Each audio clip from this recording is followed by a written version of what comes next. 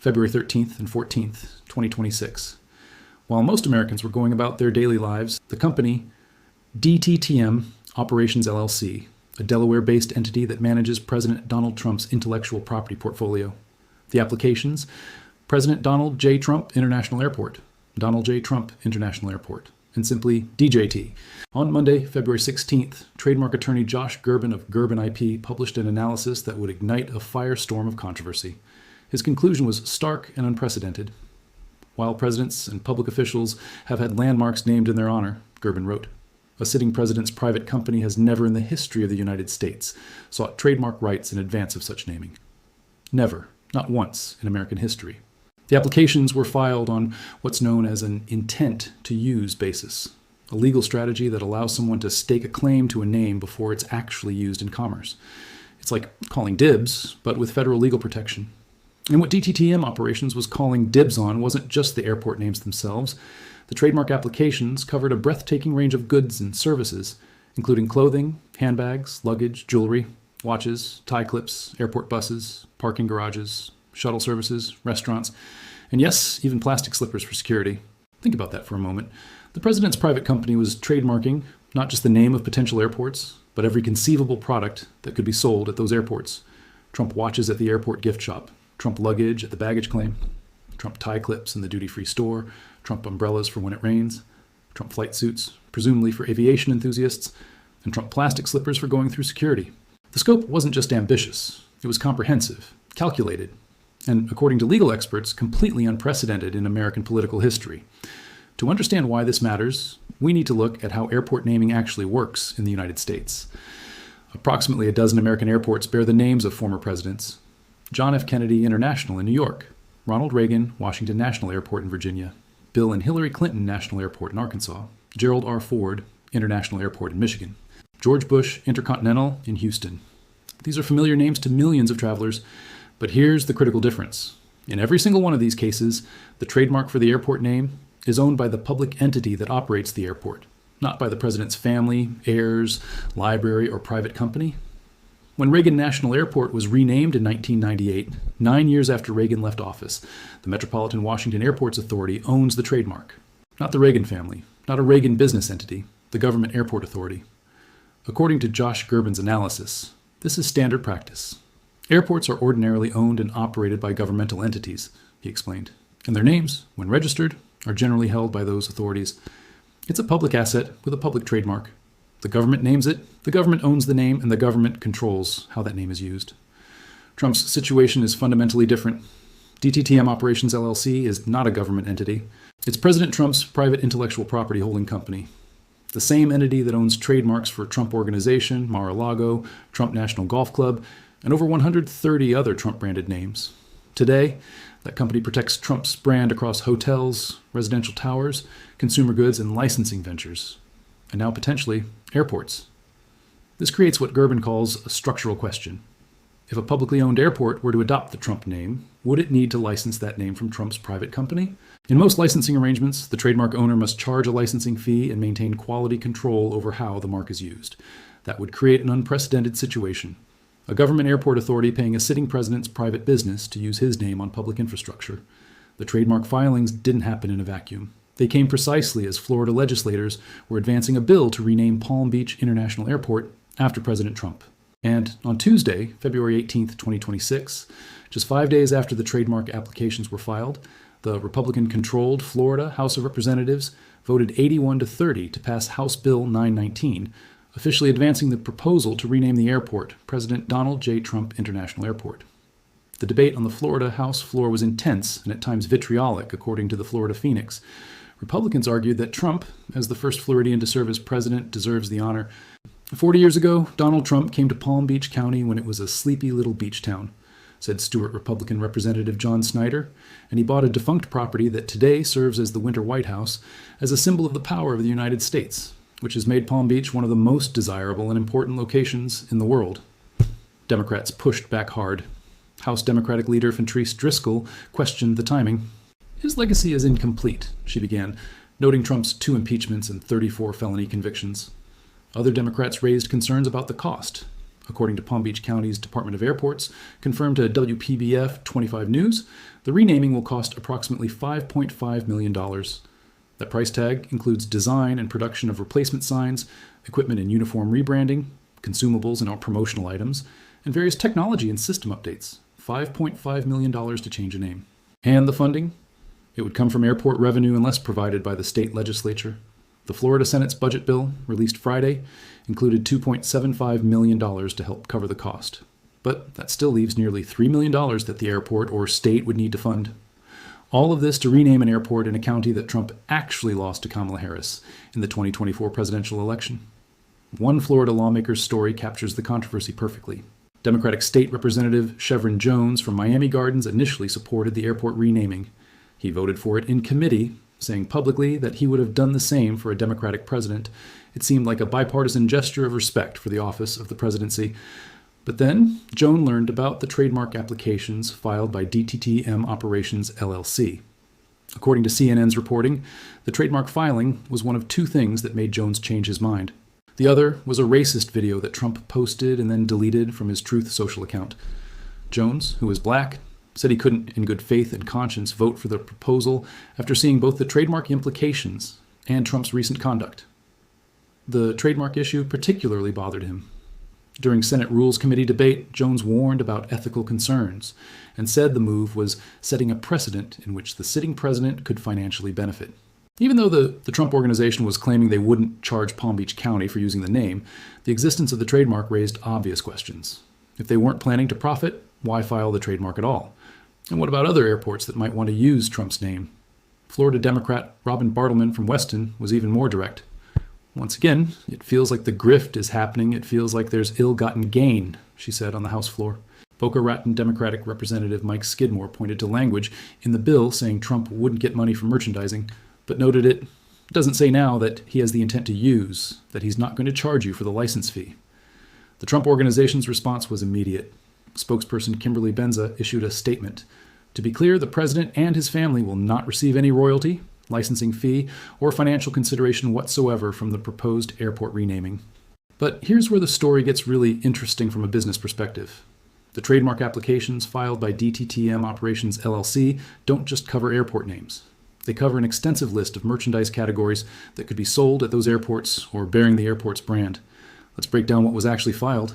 According to Gerben's detailed analysis, the applications claim rights for clothing including shirts, pants, jackets, hats, and footwear, accessories including handbags, luggage, backpacks, briefcases, wallets, and keychains, jewelry including watches, tie clips, cufflinks, bracelets, and necklaces, transportation items including airport buses, shuttle services, and parking garages, travel goods including umbrellas, travel bags, and those plastic slippers for security screening, and services including restaurants, retail stores, and airport lounges. Think about the business model here. Palm Beach International Airport handles approximately 8.6 million passengers annually.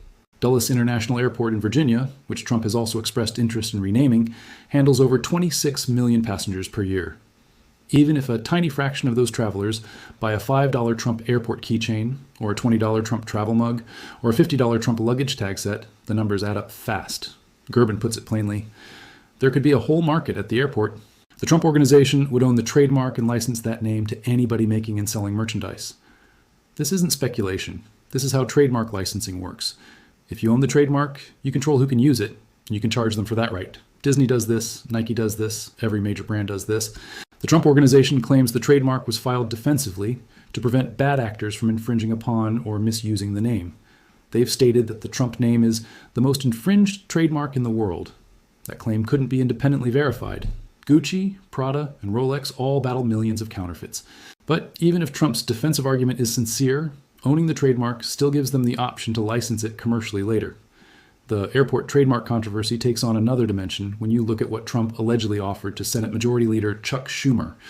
According to multiple reports, including coverage in The Hill and confirmed by various sources, Trump approached Schumer with what can only be described as a quid pro quo proposal regarding infrastructure naming rights. The Gateway Tunnel project has been a contentious issue for years. It's a $16 billion infrastructure initiative to build a new rail tunnel under the Hudson River between New York and New Jersey, replacing aging tunnels that are over 100 years old and desperately need upgrading. The project is critical for Northeast Corridor rail traffic, affecting millions of commuters and Amtrak passengers. Trump, according to these reports, offered Schumer a deal. Rename Penn Station in Manhattan after Trump. renamed Dulles International Airport in Virginia after Trump, and in exchange, Trump would support full federal funding for the $16 billion Gateway Tunnel project. Think about that for a moment. The president was allegedly offering to fund critical infrastructure in exchange for putting his name on public facilities in 2 different states. Schumer, to his credit, rejected the proposal. The Democratic leader wasn't interested in trading taxpayer dollars for presidential branding. But the fact that such an offer was allegedly made reveals something important about how Trump views these naming opportunities. They're not just honorary tributes. They're negotiating chips. They have perceived value. And if they have value in political negotiations, they certainly have value in commercial contexts. The Trump administration has not officially confirmed or denied the Schumer offer. But combined with the trademark filings, it paints a picture of strategic thinking around the Trump brand and public infrastructure. These aren't random acts. They're part of a broader pattern where Trump's name becomes intertwined with government facilities, creating opportunities for everything from political leverage to merchandise licensing. The airport trademark filings are just the latest move in what can only be described as an aggressive branding campaign since Trump returned to the White House. In the past year alone, the Trump family has put the Trump name on an astounding array of properties and products, both in the United States and internationally. Let's catalog what's happened. The Kennedy Center for the Performing Arts in Washington, D.C. was renamed the Trump Kennedy Center. The official name now includes both Trump and Kennedy, despite Kennedy family objections. The U.S. Institute of Peace became the Donald J. Trump Institute of Peace. A new battleship class is being named after Trump. Mar-a-Lago Boulevard in Palm Beach officially bears his name now. These are just the government facilities. On the commercial side, according to ABC News and multiple sources, the Trump family has been on a branding spree, putting the Trump name on towers, golf resorts, and residential developments in Dubai, India, Saudi Arabia, and Vietnam. That's not just domestic branding. That's global expansion of the Trump brand happening while Trump serves as president. And then there are the consumer products. DTTM Operations LLC, the same entity filing the airport trademarks, also manages the Trump-branded electric guitars, Trump Bibles, Trump sneakers, Trump watches, Trump NFTs, and Trump trading cards. These aren't government facilities. These are commercial products being sold for profit under Trump's name and likeness, while he holds the highest office in the land. Critics point to all of this as evidence of what they call unprecedented conflicts of interest. Dylan Hedler-Gaudet, Director of Government Affairs at the nonprofit Watchdog Project on Government Oversight, told ABC News, "Under the status quo, the public cannot discern whether President Trump's decisions are guided by the public interest or his own personal profit. Even if Trump's business doesn't profit off of this specific move, the continued operation of Trump's family business while he's in office makes it crystal clear that the president must be bound by conflict of interest laws. The United States has a long history of naming landmarks, buildings, airports, and infrastructure after presidents. But there's an unwritten rule, or at least there was. You wait until the person is out of office, or better yet, until they've passed away. This allows time for their legacy to be properly evaluated, for controversies to settle, and for a more objective assessment of their contributions to the nation.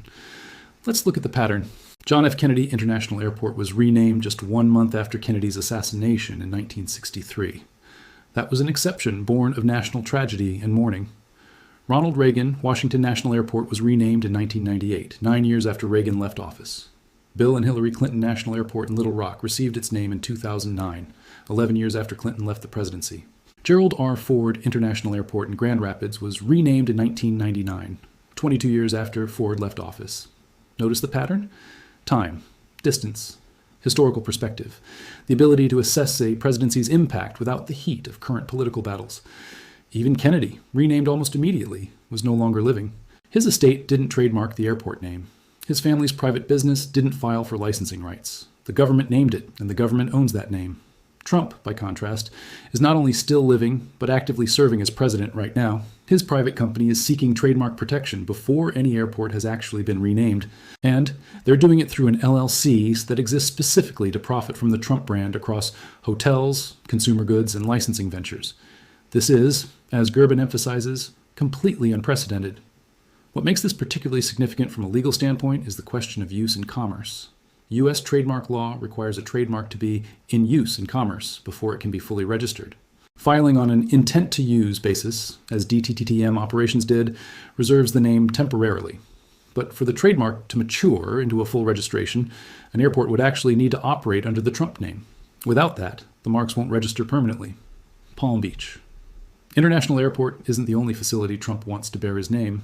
He's also expressed strong interest in renaming Dulles International Airport in Virginia, one of the busiest airports in the United States and a major hub for international travel. And this is where things get complicated, because having two airports with nearly identical names could create serious confusion. North Carolina Republican Representative Addison McDowell introduced federal legislation to rename Dulles after Trump. The bill has been co-sponsored by a handful of Republicans and is still under discussion in the House Transportation and Infrastructure Committee. If both Palm Beach and Dulles were renamed, travelers booking flights would face potential confusion. President Donald J. Trump International Airport in Florida versus potentially Donald J. Trump International Airport in Virginia. Different states, different facilities, nearly identical names. There's also an interesting side story about Dulles. Susan Saranin, daughter of the engineer who designed Dulles's famous mobile lounges, the moving walkways that transport passengers to aircraft, suggested to the Washington Post in January that those walkways could be renamed DJTs, standing for Direct Jet Transports. She pitched this as a compromise that would honor Trump through his initials without renaming the entire airport. Trump, she noted, likes his name and he likes to name things. And if a DJT happens to work for that, it works for me. Coincidentally or not, one of the 3 trademark applications filed by DTTM Operations is for simply DJT. That could apply to the walkways, to airport signage, to merchandise, or to any number of other uses. It's a flexible trademark that could be applied in multiple contexts. The Trump administration recently issued a request for proposals for architects to redesign Dulles International Airport. Major firms, including Zaha Hadid Architects and Bermelo Ajamil and Partners, submitted proposals. The redesign, the renaming, the trademark filings, all of it happening simultaneously raises questions about coordination and planning that go beyond simple honorary naming. So what are we really looking at here? Is this just Trump being Trump, putting his name on everything because that's his brand and that's what he does? Or is this something more calculated, a business strategy that monetizes the presidency in ways never before attempted in American history? The answer is probably both. Trump has always been a brander. Long before he ran for president, his business model was licensing his name. He didn't build most Trump Tower properties around the world. He licensed his name to developers who paid him for the privilege of calling their buildings Trump Towers. That's his core business model. The name itself is the product. And now that name carries the weight of the presidency, which makes it more valuable than ever. The precedent this sets is concerning to government ethics watchdogs for several reasons. First, it blurs the line between public service and private profit in ways that are difficult to untangle. Even if Trump doesn't charge Palm Beach County for using his name now, what about future airports? What about merchandise sold at those airports? What about international facilities that might want to use the Trump name? Second, it creates potential conflicts of interest in policy decisions. If Trump's business stands to profit from airport naming, does that influence decisions about which airports get federal funding? About which infrastructure projects get priority?